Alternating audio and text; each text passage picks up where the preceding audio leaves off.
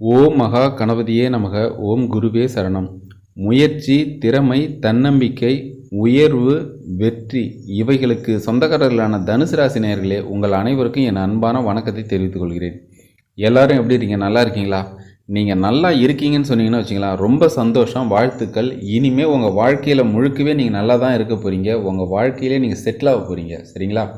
ஒருவேளை இல்லை, நீங்கள் இன்னும் கஷ்டத்தை தான் அனுபவிச்சுட்ருக்கீங்க, நீங்கள் வாங்கின கடனை அடைக்கிறதுக்கு இன்னும் ஒரு வழியே உங்களுக்கு தெரியல, அதே மாதிரி உங்கள் தினசரி வாழ்க்கையை ஒரு போராட்டமாக தான் நீங்கள் வாழ்ந்துக்கிட்டு வரீங்க அப்படின்னு சொன்னீங்கன்னா, நான் உறுதியாக சொல்கிறேன், இனி வரும் காலத்தில் உங்களுக்கு நல்ல காலம் பிறக்க போது. உங்கள் வாழ்க்கையில் எல்லாத்துலேயுமே நீங்கள் மேன்மை அடைய போகிறீங்க.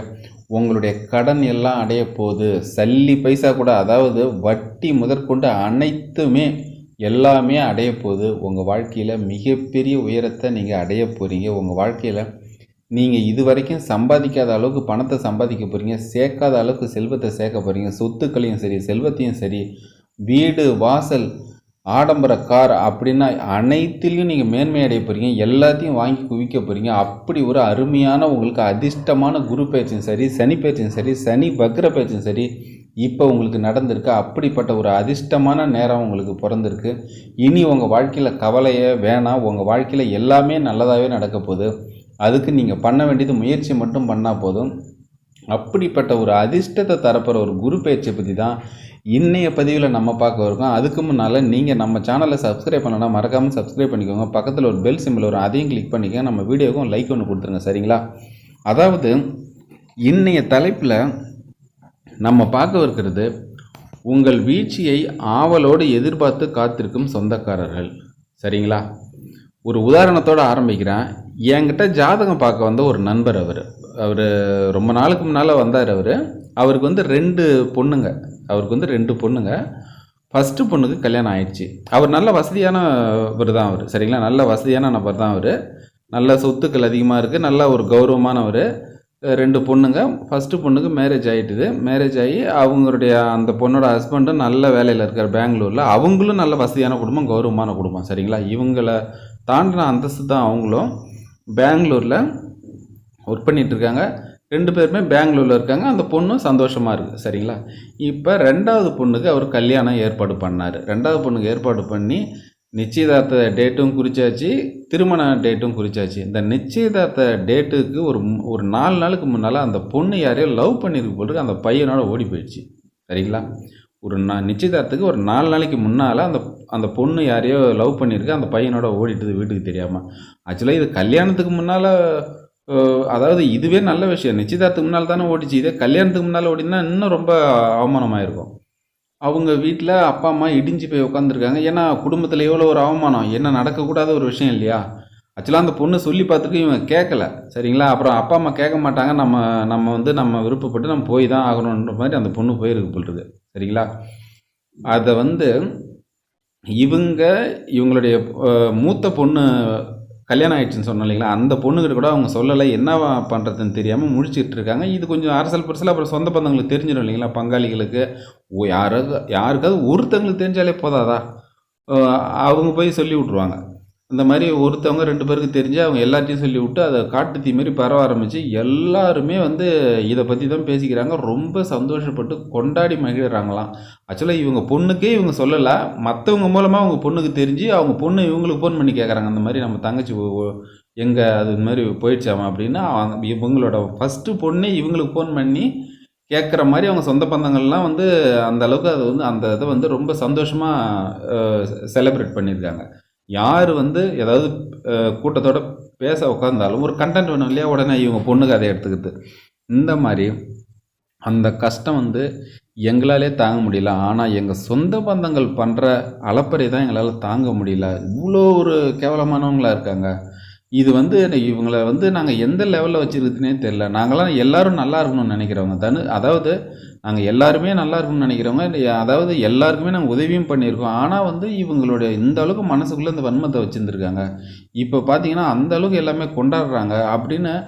எங்களோட கஷ்டம் ஒரு மாதிரி இருந்தாலும் மற்றவங்களால எங்களுக்கு வர்ற அவமானத்தை தாங்க முடியல. அப்படி ரொம்ப எல்லாமே கொண்டாடி தீர்த்துட்டாங்க அப்படின்னு சொல்லி அவர் ரொம்ப கவலையாக என்கிட்ட சொன்னார். சரிங்களா? இது அவருக்கு மட்டும் கிடையாது, எல்லா தனுசு ராசிக்காரர்களுக்கும் சரிதான். கடந்த 7.5 8 வருஷமாக நீங்கள் பட்ட அவஸ்தை, நீங்கள் பட்ட அவமானங்கள், நீங்கள் வாங்கின கடன்கள், அதை அடைக்க முடியாமல் உங்கள் பேர் கெட்டு போனது எல்லாமே குடும்ப சண்டை, மனைவியோட சண்டை, குழந்தைங்களுக்கு தேவையானதை வாங்கி கொடுக்க முடியாது. அதே மாதிரி விவசாயத்தில் தொடர் தோல்வி, உங்களுடைய வியாபாரத்தில் தொடர் நஷ்டம், போட்டதெல்லாம் கிணத்துல போட்ட கல் மாதிரி ஆகிப்போச்சு. அப்படி ஒரு வாழ்க்கையை ரொம்ப, அதாவது உங்கள் வறுமையை நீங்கள் தாங்கி அதை எப்படின்னு ஃபேஸ் பண்ணுறதுன்னு நீங்கள் நினைக்கிறது ஒரு பக்கம் இருந்தாலும், இந்த சொந்த பந்தங்கள் உங்களுடைய வீழ்ச்சியை நினச்சி அவங்க எவ்வளோ சந்தோஷப்பட்டிருப்பாங்க தெரியுமா? அந்த அளவுக்கு உங்களுக்கே தெரியும். உங்கள் சொந்த பந்தங்கள்லாம் ரொம்ப கொண்டாடி மகிழ்ந்திருப்பாங்க. நீங்கள் 7.5 சனியில் நீங்கள் பட்ட நஷ்டம், நீங்கள் பட்ட கஷ்டம், நீங்கள் பட்ட பிரச்சனைகள், கணவன் மனைவி சண்டை, அதே மாதிரி குழந்தைங்களுக்கு ஸ்கூல் ஃபீஸ் கட்ட முடியாது, குடும்பத்தையே ஓட்ட முடியாது. சில பேர் மிகப்பெரிய கோடீஸ்வரன். அவர் சாதா 10 ரூபாய்க்கு அடுத்தவங்ககிட்ட யாருக்கெல்லாம் கேட்கக்கூடாது அந்த அளவுக்குலாம் கையேந்திருக்காரு. அவரும் சொல்லியிருக்காரு, இந்த மாதிரி ரொம்ப அவமானப்பட்டுட்டான், எனக்கு ஏன் இப்படி ஒரு நிலைமை வரும்னு எனக்கு தெரில அப்படின்னு சொல்லி. இப்போ ஓரளவுக்கு எல்லாமே நல்லா வந்திருக்காங்க, ஓரளவுக்கு வேலை கிடச்சி அப்படியே நல்லா எல்லாரும் ஓரளவுக்கு ஒரு பாதை கிடச்சிருக்கு, அதை நோக்கி போயிட்டுருக்காங்க. சரிங்களா? எதுக்கு சொல்கிறேன்னா, உங்கள் சொந்த பந்தங்கள் எல்லாம் உங்கள் மேல் கண் வைத்திருக்கிறார்கள். சரிங்களா? நீங்கள் இது வரைக்கும் வீழ்ச்சியாகவே தான் இருந்திருக்கீங்க. ஓகே, அவன் எழுந்திருக்கவே மாட்டான், அது அவங்களுக்கு சந்தோஷம். ஆனால் நீங்கள் திரும்ப எழுகிற நிலைமையில் இருக்கீங்க. அதை எல்லாரும் உங்கள் மேல், அனைவருடைய பார்வையும் உங்கள் மேல் இருக்குது. நீங்கள் ஜாக்கிரதையாக இருக்கணும். சரிங்களா? உங்களுடைய வளர்ச்சியை சொல்லாதீங்க. சொன்னீங்கன்னா அதாவது அவங்க கண் திருஷ்டி போடுவாங்க, வயிற்றெரிச்சல் போடுவாங்க. சரிங்களா? நீங்கள் சொல்லாதீங்க, செஞ்சு காட்டுங்க. நீங்கள் கடன்லாம் அடைங்க, பணத்தை சேருங்க, கோடீஸ்வரனா வாழ்ந்து காட்டுங்க. அவங்க முன்னால் தலை நிமிர்ந்து நடக்கணும். சரிங்களா? கோடீஸ்வரனா அவர்த்தெல்லாம் ஒரு விஷயமே கிடையாது. அதெல்லாம் சாதா ஒரு வேலையில் சேர்ந்துட்டாவே போதும். அதாவது ஏகப்பட்ட வேலையில் சேர்ந்தவங்களும் சரி, அதை அரசாங்க வேலையாக இருந்தாலும் சரி, தனியார் வேலையாக இருந்தாலும் சரி, அந்த வேலையை வச்சு ஏகப்பட்ட பேர் கோடீஸ்வரன் ஆகியிருக்காங்க. என் அனுபவத்தில் பார்த்து நான் சொல்கிறேன், நானாக கற்பனை பண்ணி சொல்லலை. என் அனுபவத்தில் நான் வேலை செஞ்ச இடத்துல மாதம் ஒரு 20,000 30,000 சேமித்து, 20 30 கூட வேணாங்க, 10,000 சேமித்தா கூட போதும். ஒரு 2 3 வருஷம் ஆனால் அதை ஒரு வீட்டு மனையை வாங்கி போடுறாங்க. அது ஒரு 2 3 வருஷம் ஆச்சுன்னா அதுலேருந்து ஒரு 10 லட்சம் 20 லட்சம் அவங்களுக்கு லாபம் கிடைக்கிது. உடனே அதை விற்று வேறு 2 3 மனையை கொஞ்சம் அவுட்டரில் வாங்கி போடுறாங்க. அப்புறம் அது வேலையாறின பிறகு அதை விற்று, இந்த மாதிரியே ஏகப்பட்ட பேர் இதைத்தான் பண்ணின்னு இருக்காங்க. சில பேருக்கு இந்த விஷயம் தெரியவே இல்லை. ஆனால் ஏகப்பட்ட பேர் இந்த வேலையை பண்ணி மிகப்பெரிய கோடீஸ்வரனாக மாறி இருக்காங்க. ஏகப்பட்ட பேர் எனக்கு தெரியும். இந்த மாதிரி என்னுடைய அனுபவத்தில் பார்த்துட்டு நான் சொல்கிறேன். சரிங்களா? அவங்களுக்கு முன்னால், சொந்த பந்தங்களுக்கு முன்னால் நீங்கள் தலை நிமிர்ந்து நடக்கணும். நீங்கள் யாருன்றதை காட்டணும். சரிங்களா? அவங்க யாருன்றதை அவங்க காட்டிட்டாங்க. அதுக்காக அவங்ககிட்ட போய் உங்களை சட்டையை பிடிச்சின்னு சண்டையை போட சொல்ல நான். நீங்கள் உங்கள் வளர்ச்சியால் காட்டணும், உங்களுடைய முயற்சியால் காட்டணும். சரிங்களா? உங்களுடைய செயலால் காட்டணும். சரிங்களா? தலை நிமிர்ந்து நடக்கணும். அதுதான் அவங்களுக்கு அவமானம். சரிங்களா? அவங்களாம் இப்போ உதாரணத்துக்கு நீங்கள் ஒரு கிரிக்கெட் பிளேயர்னு வச்சுக்கலாம். நீங்கள் உள்ள மைதானத்துள்ள பேட்டிங் பண்ணிட்டுருங்க, எல்லாம் ஸ்டேடியம் ஃபுல்லாக ரசிகர்கள் பார்த்துட்ருக்காங்க. எல்லாம் நீங்கள் நல்லா விளையாண்டா கை தட்டுவாங்க, இல்லைனா கை தட்ட போகிறதில்ல. அதில் ஒரு சில பேர் என்ன பண்ணுவாங்க தெரியுங்களா? சும்மா கிண்டல் பண்ணிகிட்டு இருப்பாங்க. இவங்களுக்குலாம் என்ன தெரியும்னா. சரிங்களா? ஆடியன்ஸை நான் தப்பு சொல்ல மாட்டேன், அவங்க பார்க்க வந்தவங்க. சில பேர் இந்த கேலி கிண்டல் பண்ணிக்கின்னு இருக்காங்க தெரியுங்களா? அவங்க திறமைசாலியாக, நீங்கள் திறமைசாலியாக இருக்கவங்க தான் உள்ளே விளையாடுறீங்க. அவன் திறமை இல்லாதவனத்துக்கு தான் வெளியில் நின்றுக்கிட்டு அவன் கேலி கிண்டல் பண்ணிகிட்டு இருக்கான். அவன் என்றைக்குமே அவன் எந்த ஒரு திறமையும் அவங்ககிட்ட இருக்க போகிறதில்ல. எதுக்கு சொல்கிறேன்னா, அந்த கேலி கிண்டல் பண்ணுறாங்க பார்த்தீங்களா, அவங்க எதுக்கு உதவாக்கறீங்க, அவங்க என்றைக்குமே அப்படியே தான் இருப்பாங்க. இல்லை அதை விட கீழ்மட்டமாக போவாங்க. சரிங்களா? நல்ல தகுதி உள்ளவங்களாம் யாரும் அடுத்தவங்களை கிண்டல் கேலி பண்ண மாட்டாங்க. நீங்கள் முன்னேறணுன்னு அதிக அளவில் இன்வெஸ்ட் பண்ணீங்க, அதில் தோத்தீங்க. சரிங்களா? முயற்சி பண்ணி தோத்தீங்க. அந்த திறமைன்னு உங்ககிட்ட இருக்குங்க. அப்போ நேரம் உங்களுக்கு சரியில்லை. ஆனால் இப்போ உங்களுக்கு நல்ல நேரம் வந்துட்டுது. பொற்காலம், கோல்டன் பீரியட்.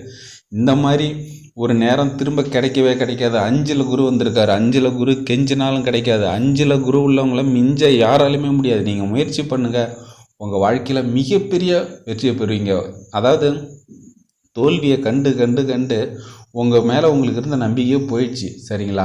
ஆனால் அந்த காலம் எல்லாமே மாறிட்டுது. இதுக்கு மேலே உங்களுடைய உண்மையான எனர்ஜி என்னன்றதை நீங்கள் உணரணும். உங்களுடைய ராசிநாதன் குரு பகவான்றதையும் உணரணும். இந்த குரு பயிற்சி உங்களுக்கு மிகவும் அதிர்ஷ்டமான குரு பயிற்சின்றதையும் மறக்கக்கூடாது. அதை நம்பணும். முதல்ல உங்கள் மேலே உங்களுக்கு நம்பிக்கை வரணும். சரிங்களா? உங்கள் மேலே நீங்கள் திறமைசாலின்னு எனக்கு தெரியும். ஆனால் தான் நான் இவ்வளோ தூரம் சொல்கிறேன். அந்த திறமையை நீங்கள் நம்பணும், முயற்சி பண்ணுங்கள். தொழில் பண்ணுறவங்களுக்கெல்லாம் நான் சொல்கிறது என்னென்னா, அகலக்கால் வைக்கக்கூடாது. சின்ன முதலீடுல பண்ணுங்கள், சரிங்களா? அகலக்கால் வச்சு நஷ்டம் வந்துட்டுன்னு வச்சிங்களேன், இப்போ இந்த காலகட்டத்தில் வராது. சொல்கிறேன், நான் ஜென்ரலாக சொல்கிறேன். நஷ்டம் வரக்கூடாது. அதனால் நீங்கள் சின்னதாக பண்ணுங்கள். அதில் ஏகப்பட்ட படிப்பினைகள் இருக்கும். அதெல்லாம் கற்றுக்கிட்டு அதுக்கடுத்து நீங்கள் கொஞ்சம் கொஞ்சமாக முன்னேறுங்க, சரிங்களா? இப்போ மிகப்பெரிய சரவணா ஸ்டோரு, சென்னை சில்க்ஸு, போத்தீஸ் இந்த மிகப்பெரிய துணி கடைகள்லாம் இருக்குது, வணிக வளாகம்லாம் இருக்குது. அவங்க வந்து எடுத்ததுமே 2-3 கடை ஆரம்பிச்சிடல. ஃபஸ்ட்டு சின்னதாக தான் ஆரம்பித்தாங்க. அதை வச்சு கொஞ்சம் கொஞ்சமாக பெருசாகி இன்றைக்கி அவங்க நினச்சாங்கன்னா 10 கடை கூட வருஷத்துக்கு ஆரம்பிக்க முடியும். அந்தளவுக்கு அவங்ககிட்ட பணம் இருக்குது. அவங்க சின்ன படிப்படியாக தான் முன்னேறினாங்க, சரிங்களா? அதனால் என்ன சொல்கிறேன்னா, உங்களுக்கு எதில் வந்து ஆர்வமோ அதுலேருந்து படிப்படியாக முன்னேறுங்க. உங்கள் வாழ்க்கையில் மிகப்பெரிய சிம்மாசனம் உங்களுக்காக காத்துட்ருக்கு. வேலை வேணும்னா சூப்பர் வேலை கிடைக்கும், சரிங்களா? நீங்கள் அண்ணாந்து பார்த்துன்னு போவீங்க இல்லையா, மிகப்பெரிய பில்டிங்கு, இதெல்லாம் வந்து ரொம்ப ஆச்சரியமாக பார்த்துட்டு போவீங்க. நீங்கள் முயற்சி பண்ணிங்கன்னா அந்த பில்டிங்குள்ளே உங்களுக்கு வேலை கிடைக்கும், சரிங்களா? அது வந்து உங்களுடைய அந்தஸ்தை மிகப்பெரிய அளவில் உயர்த்தும். அப்படிப்பட்ட ஒரு அதிர்ஷ்டமான குரு பயிற்சி. இதை முதல்ல நல்ல முறையில் பயன்படுத்திக்கோங்க. காற்றுள்ளபதே தூற்றிக்கொள்ளுன்ற மாதிரி இந்த வாய்ப்பை நல்ல முறையில் பயன்படுத்திட்டு உங்கள் வாழ்க்கையில் மிகப்பெரிய கோடீஸ்வரனாக வரணும்னு நான் கேட்டுக்கிறேன். இந்த வீடியோ உங்களுக்கு பிடிச்சிருந்துன்னா மறக்காமல் லைக் பண்ணுங்கள், நம்ம சேனலை சப்ஸ்கிரைப் பண்ணுங்கள், மறக்காமல் பெல் பட்டனையும் கிளிக் பண்ணிக்கோங்க. நன்றி, வணக்கம், வாழ்க வளமுடன், ஆல் தி பெஸ்ட்.